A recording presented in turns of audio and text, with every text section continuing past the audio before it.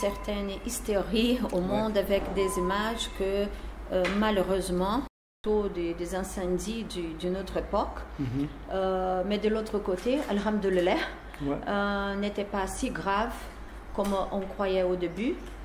Un peu de jour, on a pu contrôler les incendies, mais il y a une campagne de gens qui avaient des intérêts cachés contre l'agriculture commerciale brésilienne, en essayant de lier les brûlures avec l'agriculture commerciale brésilienne. J'insiste, on a réduit en 72% les brûlures et la déforestation dans les dernières 15 années. Nous sommes dans les très bons chemins. On va continuer à le faire. La forêt brésilienne est un patrimoine des Brésiliens. Qu'on l'aime et on la valore. La société a un compromis avec la forêt et on va continuer à la protéger. Après la révolution, la Tunisie fait un grand effort pour s'ouvrir vers le monde. Le Brésil, comme partenaire, fait partie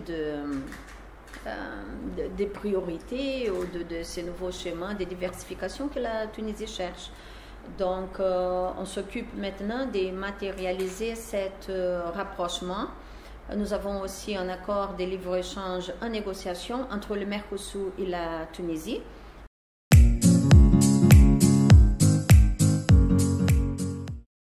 Ce qu'on essaye de faire en termes de coopération, c'est de partager la technologie qu'on a, la connaissance dans les terrains où nous avons vraiment l'expertise.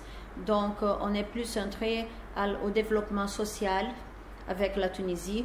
Il y a un programme de cantines scolaires dans les régions pauvres du pays.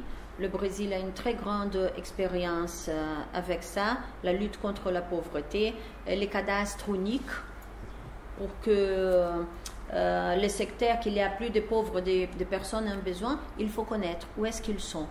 Il faut qu'ils soient identifiés, qu'ils aient un cadastre unique pour que le gouvernement puisse établir des politiques publiques ciblées à ce public-là.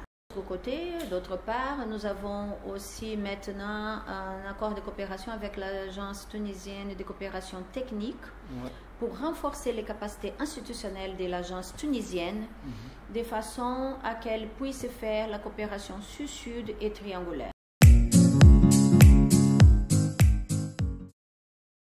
On vient d'ouvrir cette année une position d'un attaché commercial. On n'avait pas un secteur spécifique pour ça.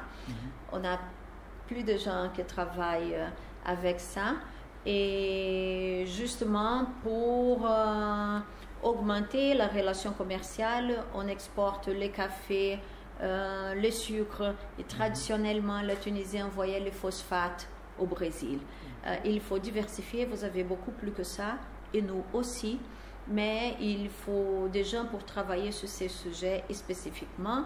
Il y a une demande, un intérêt des Tunisiens, des sociétés tunisiennes par rapport au Brésil et des sociétés brésiliennes par rapport à la Tunisie. Ça fait longtemps qu'il y a un flirt, on se regarde, mais on croit que maintenant c'est l'heure de faire le mariage. Nous sommes prêts à avancer.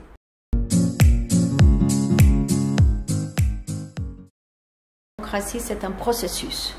Il ne faut pas avoir des expectatives plus élevées de ce que la démocratie peut donner. Dans le domaine économique, si la démocratie donnait tous les réponses, on n'avait pas de crise économique dans les pays européens. Ils sont tous démocrates. Mais quand même, ils ont eu beaucoup de difficultés. De trouver des boulots pour les jeunes, c'est un défi pour tout le monde aujourd'hui. Donc, oui, on doit travailler, on doit adresser ça, mais on ne doit pas on doit valoriser ce qu'on a. La démocratie marche bien en Tunisie. Il faut du temps. La transition démocratique, c'est difficile pour tout le monde. On était là et nous sommes encore dans les chemins et avançons ensemble. Ok, merci beaucoup.